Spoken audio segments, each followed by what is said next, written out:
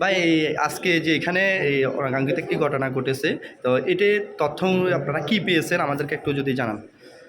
ধন্যবাদ।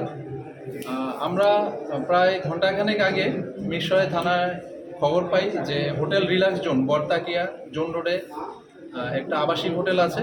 তো সেই আবাসিক হোটেলের 104 নম্বর কক্ষে একজন পুরুষ যার নাম আমিনুল ইসলাম, তার একটি ঝুলন্ত সিলিং ফ্যানের সাথে ঝুলন্ত মরদেহ পাওয়া যায় এবং তার স্ত্রী গুরুতর আহত অবস্থায় তার সাথেই ছিলেন। তো তারা গতকাল দুপুর 2টার দিকে হোটেলে চেক ইন করেন।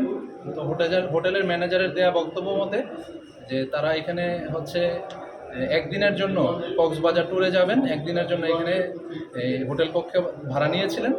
পরবর্তীতে আজকে যখন চেক আউটের টাইম হয় তখন হোটেলের স্টাফরা যখন যায় ক্লিনিংয়ের জন্য, তখন তারা দরজা নক করে প্রথমে কিছুক্ষণ খোলেন না। তারপরে যে তার স্ত্রী আছেন, আমিনুল ইসলামের যে স্ত্রী তাহমিনা আক্তার, তো উনি দরজা খোলেন। তো দরজা খোলার পর যেটা হয়, তো তারা ভিতরে অবস্থা দেখেন যে ঝুলন্ত অবস্থায় লোকটি আছেন এবং তার স্ত্রী গুরুতর আহত অবস্থায় আছেন। তারা সাথে সাথে থানা পুলিশকে কল দেন, আমরা আসি। এসে আমরা হচ্ছে যে তার স্ত্রী ছিল গুরুতর অবস্থায়, তাকে আমরা কি করি হাসপাতালে পাঠাই, মিরসরাই উপজেলা স্বাস্থ্য কমপ্লেক্সে পাঠাই এবং এখানে আমরা বাকি কার্যক্রম সম্পন্ন করি। তো আমাদের যেটা ধারণা তাদের মধ্যে কোনো একটা পারিবারিক কলহ ছিল, প্রাথমিকভাবে আমাদের অনুসন্ধানে এটাই ধারণা করছি। তাদের একটা 10 মাস বয়সে একটা ফুটফুটে সন্তান আছে। সন্তানটা আল্লাহর রহমতে অক্ষত অবস্থায় আছে, সুস্থ অবস্থায় আছে। আমরা যাচাই বাছাই করে অভিভাবকের কাছে সন্তানটা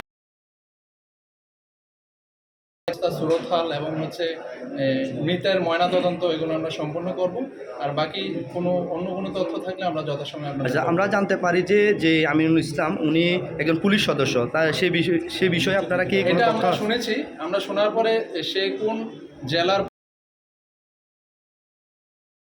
আমরা যাচাই বাছাই